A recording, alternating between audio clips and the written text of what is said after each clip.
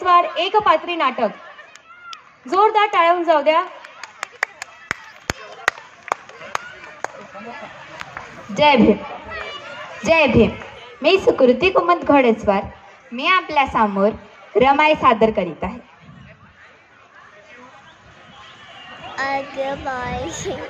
मी रमाई भिकूची धोत्रे व रखमा यांची कन्या. बालपण अत्यंत गरिबीत गेले.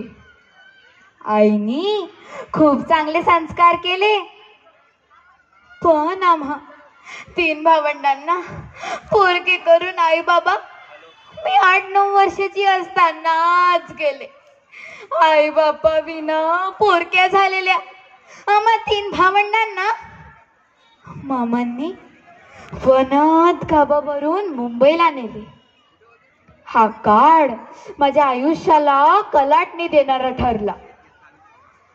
माझे भीमराव रामजी आंबेडकर यांच्याशी लग्न झाले.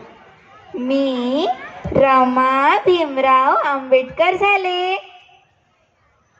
माझे वय तेव्हा 9 वर्ष, तर साहेब तेव्हा 17 वर्षाचे होते.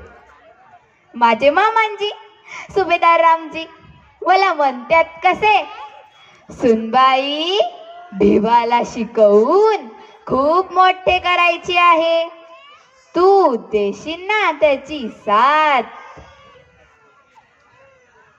मलाही पटलं ते. मी मनाशीच ठरवलं की आता कितीही त्रास झाला तरी साहेबांच्या शिक्षणात अडथळा आणायचा नाही.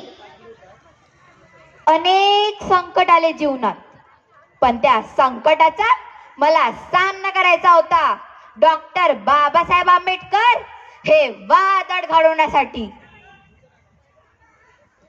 गौऱ्या थापून मी माझा संसार चालवला. परिस्थिती अभावी वेळेवर औषध उपचार न मिळाल्याने माझे 4 मुलांचे मृत्यू झाले. पण मनात एकच होतं, या संपूर्ण समाजाचे तारणहार डॉक्टर बाबासाहेब आंबेडकर यांना घडवायचे. माझा पती जगावेगळे काम करतोय हे ठाऊक होते मला. साहेब आपल्या लोकांसाठी रात्रंदिवस झटत होते. लंडन मध्ये असताना तर एका ब्रेडच्या तुकड्यावर त्यांनी अभ्यास केला. माझे स्वप्न पूर्ण होते. मी बघते साहेबांना बॅरिस्टर होताना. मी बघते साहेबांना आपल्या कोटी कोटी भावंडांचा उद्धार करताना. लेकरांनो, आता मी थकले रे. लहानपणापासून तर आतापर्यंत जबाबदारीचे डोंगर तर उचलत आले. साहेबांनी आमच्यासाठी राजगृह बांधले. त्यांना वाटलं असेल की आता माझी रामू राणी सारखी राहील, पण नियतीला हे मान्य नसावं. मला टीव्हीने घेरले. मी राजगृहातच शेवटचा श्वास सोडते. तो दिवस होता 27 मे 1935. तेव्हा साहेब अगदी लहान मुलांसारखे हमसून हमसून रडले. त्यांना कदाचित माझे असे जाणे सहन झाले नसावे, पण मृत्यू पुढे कोणाचा चालतंय.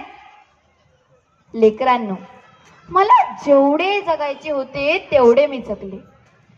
आयुष्य मी किती जगले यापेक्षा ते कसे जगले याचे भान राहू द्या माझ्या लेकरांनो. बरं, येते मी. धन्यवाद.